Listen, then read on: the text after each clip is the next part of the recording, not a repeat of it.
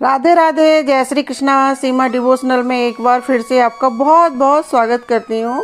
साथियों, श्री विष्णु भगवान के बाल स्वरूप अवतार है लड्डू गोपाल जी, जो घर घर में पूजे जाते हैं। उनकी सेवा हर घर में होती है। बालक के रूप में करते हैं कुछ लोग भगवान के रूप में करते हैं।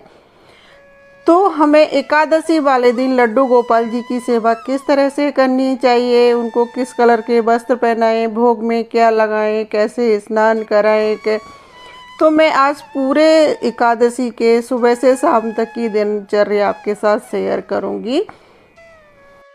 साथियों, भाद्रपद माह के शुक्ल पक्ष की एकादशी तिथि 13 सितंबर शुक्रवार रात्रि यानी 10:30 से शुरू होगी और 14 सितंबर शनिवार रात्रि 8:41 पर समाप्त होगी। परंतु उदया तिथि के अनुसार परिवर्तनी एकादशी 14 सितंबर को मनाई जाएगी और परिवर्तनी एकादशी का व्रत का पारण समय 15 सितंबर रविवार प्रातः 6:06 से प्रातः 8:34 तक रहेगा। साथियों, जैसे कि सब जानते हैं कि चतुर्मास में विष्णु भगवान जी योग निद्रा में रहते हैं और उनका शयन काल रहता है। ऐसे में इस एकादशी पर विष्णु भगवान जी करवट बदलते हैं, तो हम इसे परिवर्तनी एकादशी के नाम से भी जानते हैं और इसका दूसरा नाम है पद्मा एकादशी, जल झूलनी एकादशी के नाम से भी जानी जाती है। ऐसा कहा जाता है कि इस एकादशी के व्रत के पुण्य के प्रताप से व्रत करने वाले की हर मनोकामना पूरी होती है, साथ ही साथ उसके जीवन में खुशियां आती हैं और घर में सुख शांति समृद्धि बनी रहती है। तो जानते हैं कि लड्डू गोपाल जी की सेवा कैसे करें। साथियों, ऐसा कहा जाता है कि अगर हम व्रत कर रहे हैं तो हमें ब्रह्म मुहूर्त में उठना चाहिए और स्नान आदि करके स्वच्छ वस्त्र पहन के हमें व्रत का संकल्प लेना चाहिए। तो देखो, हमने हमारे लड्डू गोपाल जी को उठाया है, तो हमने उनके हाथ पैर दबा दिए थोड़े से और इस तरह से हम मनुहार करके सबसे पहले हम हमारे लड्डू गोपाल जी को जगा लेंगे। लड्डू गोपाल जी को हम जब दिन निकल आएगा जब ही जगाएंगे और उनको थोड़ा सा प्यार करेंगे। तो सबसे पहले हम लड्डू गोपाल जी को जगने के बाद दूध का भोग लगाते हैं। तो आप ये सबसे पहले लड्डू गोपाल जी को दूध का भोग लगा दें और जब लड्डू गोपाल जी को दूध का भोग लगाने के बाद आप अपने डेली के छोटे मोटे जो भी काम है करके फिर बाद में आप लड्डू गोपाल जी को स्नान करा दें। अब हम लड्डू गोपाल जी के स्नान की तैयारी कर लेंगे। तो मैंने जो श्रृंगार करना है, जो माला पहनानी है, वो सब निकाल के रख लिए हैं और गार्डन में से फूल तोड़ लिए हैं और मुझे येलो कलर का एक ही फूल मिला है और मेरे गार्डन में जो फूल थे मैं लड्डू गोपाल जी के श्रृंगार के लिए तोड़ के ले आई। अब हम लड्डू गोपाल जी के स्नान की तैयारी करेंगे। उसके लिए हम बर्तन लेंगे और फूलों को आसन देके लड्डू गोपाल जी को विराजमान कर लेंगे। आज मैं दूध से लड्डू गोपाल जी को स्नान करा रही हूँ, फिर गंगा जल डले हुए जल से स्नान कराऊंगी। एकादशी वाले दिन आप लड्डू गोपाल जी को पंचामृत से स्नान भी करा सकते हैं, गंगा जल से भी करा सकते हैं। आपकी श्रद्धा अनुसार आप जल से भी स्नान करा सकते हैं। आप लड्डू गोपाल जी को स्नान कराएंगे। तो मैंने इस जल में थोड़ा सा गंगा जल भी मिला रखा है और हम लड्डू गोपाल जी को अच्छे से स्नान करा देंगे। आप लड्डू गोपाल जी को स्नान जैसे कराना चाहते हैं, आपकी इच्छा है और आपका भाव है, उस तरह से कराएं। और अब हमारे लड्डू गोपाल जी का स्नान हो गया है, तो अब उनको हम पोंछेंगे और इस जल को हम किसी पेड़ में डाल देंगे। हमने लड्डू गोपाल जी को अच्छे से पोंछ दिया है और अब उनको हम वस्त्र धारण करा देंगे। वस्त्र धारण करा दिए हैं तो हम सबसे पहले लड्डू गोपाल जी को चंदन का तिलक लगाएंगे। चंदन का तिलक हमें ज़रूर से लगाना चाहिए। लड्डू गोपाल जी को चंदन बहुत ही प्रिय होता है। अब मैं लड्डू गोपाल जी का सारा श्रृंगार कर दूंगी, माला कड़े सब पहना दूंगी। तो साथियों, कहते हैं एकादशी वाले दिन लड्डू गोपाल जी को हमें पीले कलर के वस्त्र पहनाने चाहिए। हमारे विष्णु भगवान को पीला कलर बहुत ही प्रिय है। तो यहाँ पर मैंने पीले कलर में ये पोशाक बनाई है लड्डू गोपाल जी की। इसमें मैंने थोड़ा सा पिंक डाला हुआ है और मैंने पिंक और वाइट माला ली है। येलो माला लेते हैं तो सुंदर नहीं लगती है, थोड़ा दिखती भी नहीं है, तो मैंने थोड़ा सा ड्रेस के कॉन्ट्रास्ट में ली है। ड्रेस में पिंक शेड भी है तो उस कलर से मैंने ये पिंक और वाइट मोतियों की माला ली है। ये माला और मोतियों का सेट मैंने कान्हा जी के लिए खुद ही बना के घर पे तैयार किया था। तो देखो कितने प्यारे लग रहे हैं मेरे कान्हा जी। मैंने कड़े पहना दिए हैं। साथियों, ऐसा माना जाता है कि कान्हा जी के श्रृंगार में ज़्यादा से ज़्यादा पीले कलर की वस्तु होनी चाहिए, भोग भी पीला होना चाहिए। जैसे कहते हैं येलो फूल, येलो चंदन। तो हमारे लड्डू गोपाल जी कितने प्यारे लग रहे हैं। और हमारे कान्हा को मोर पंख बहुत प्रिय है, तो मैं उनके मुकुट में मोर पंख लगा दूंगी। फिर हम उनको मुकुट पहनाएंगे। जब हम उनको धारण कराएं तो मोर पंख हम ज़रूर से लगाएं। तो देखो कितने प्यारे लग रहे हैं कान्हा। और अब हमने कान्हा की बंसी दे दी। नज़र नहीं लगे मेरे कान्हा को, तो हम कान्हा जी को एक नज़र का टिक्का लगा दें ज़रूर से, काजल का।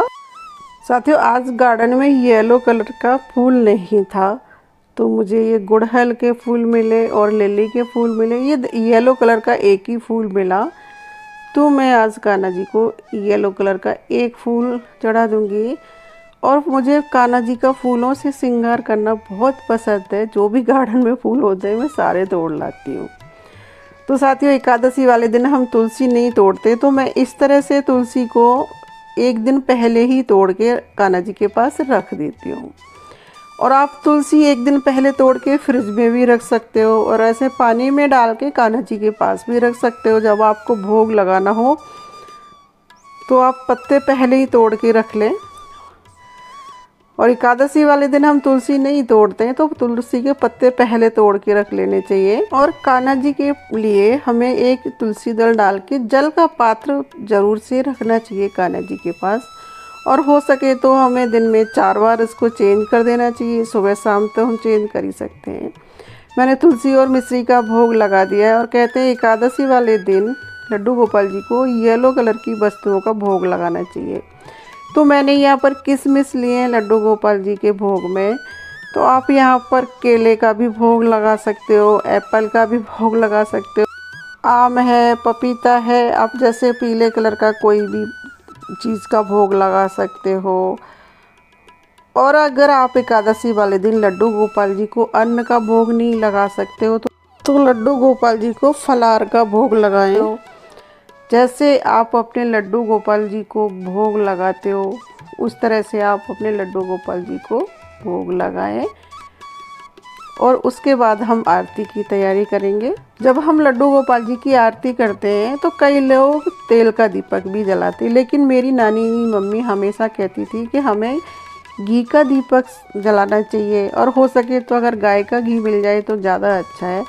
तो मैं हमेशा गाय का घी दीपक में यूज़ करती हूँ। और हम पहले धूप बत्ती से लड्डू गोपाल जी की नज़र उतार देंगे ताकि हमारे लड्डू गोपाल जी को नज़र नहीं लगे। और फिर दीपक लेके हम ओम जय जगदीश हरे आरती कर देंगे। आप एकादशी की कहानी भी पढ़ सकते हैं और आपके पास गुरु मंत्र है तो आप उसकी माला भी कर सकते हैं। जब हम व्रत करते हैं तो फलाहारी भोजन करते हैं, तो उसमें हम साबूदाने की, कुट्टू की, जिसका भी भोजन हमने बनाया है उसको हम लड्डू गोपाल जी को भोग लगा दें। कई लोग लड्डू गोपाल जी को एकादशी वाले दिन अन्न का भोग नहीं लगाते। आप अगर अपने लड्डू गोपाल जी को रोटी सब्जी का भोग लगाते हैं तो आप अपने लड्डू गोपाल जी को सब्जी रोटी का भोग लगा दें। लड्डू गोपाल जी के जो भक्त होते हैं उनका जो भाव होता है उसी तरह से हमें लड्डू गोपाल जी की सेवा करनी चाहिए। चाहे हम फलाहारी भोग लगाएं या शाकाहारी भोग लगाएं, भोग हमें प्रेम से और श्रद्धा से लड्डू गोपाल जी को लगाना है। अब शाम के टाइम जब हम संध्या वंदन करते हैं तो सबसे पहले तो हमें रोज़ ही करना चाहिए ये जो हम लड्डू गोपाल जी को फूल चढ़ाते हैं या जिस भी भगवान को हम फूल चढ़ाते हैं उनको हमें हटाना चाहिए। और उस फूल को हमें माथे से ज़रूर लगाना चाहिए, उसमें भगवान जी का आशीर्वाद होता है। अब यहाँ पर हम हमारे लड्डू गोपाल जी का जो श्रृंगार किया है ना हमने, उसको हल्का कर देंगे। अब रात्रि का समय हो रहा है तो हम लड्डू गोपाल जी के सारे आभूषण उतार देंगे और जो हमने हैवी ड्रेस पहनाई है उसको भी हम उतार देंगे। कोई हम हल्की ड्रेस पहना देंगे और लड्डू गोपाल जी को ड्रेस हम मौसम के हिसाब से पहनाते हैं, गर्मी में गर्म, सर्दी में सर्दी। तो अब यहाँ पर हम छोटी सी ड्रेस लड्डू गोपाल जी को पहना देते हैं और बंसी हम उनके पास ही रखेंगे, बंसी को हमें नहीं हटाना है। और अब हम आरती की तैयारी करते हैं। हम शाम के टाइम घी का दीपक जला के लड्डू गोपाल जी की आरती कर देंगे, जो हम रोज़ ही करते हैं लड्डू गोपाल जी की आरती। आरती करने के बाद हम लड्डू गोपाल जी को भोग लगा देंगे। तो आप चाहें तो भोग में फलाहारी भोग लगा सकते हैं और आप चाहें तो फ्रूट काट के भी लड्डू गोपाल जी को भोग लगा सकते हैं। जैसे यहाँ पर हमने एप्पल काट लिया और साथ में दूध का भोग लगा देंगे और शाकाहारी भोग भी लगा सकते हैं। आप जो खाना घर में खाते हैं, बनाते हैं, रोटी सब्जी खाते हैं तो आप रोटी सब्जी का भोग लगाएं कान्हा जी को। और अगर आप एकादशी का व्रत करते हैं, आप फलाहारी भोजन बनाते हैं तो फलाहारी का भोग लगा दें। साथियों, कुछ लोग लड्डू गोपाल जी को दिन में भी सुलाते हैं, कुछ लोग नहीं सुला पाते हैं, कुछ लोग लड्डू गोपाल जी को पर्दा लगा देते हैं, उनसे हाथ जोड़ के प्रार्थना कर लेते हैं कि आप विश्राम कर लें। तो आप चाहें तो लड्डू गोपाल जी को दोपहर में भी सुला सकते हैं।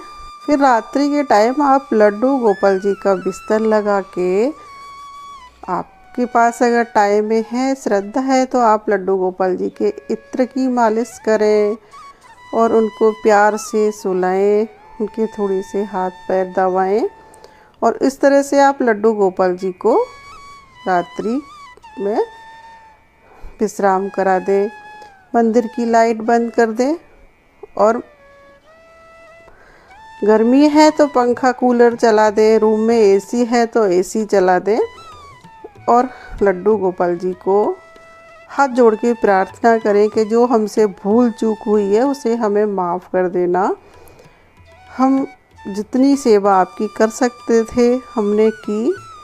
तो साथियों, आपको मेरा ये वीडियो कैसा लगा? अगर अच्छा लगा हो तो मेरे चैनल को लाइक करना, शेयर करना और कमेंट बॉक्स में राधे राधे जय श्री कृष्णा ज़रूर से लिखना। Hare Krishna. Thanks for watching my video. Radhe Radhe.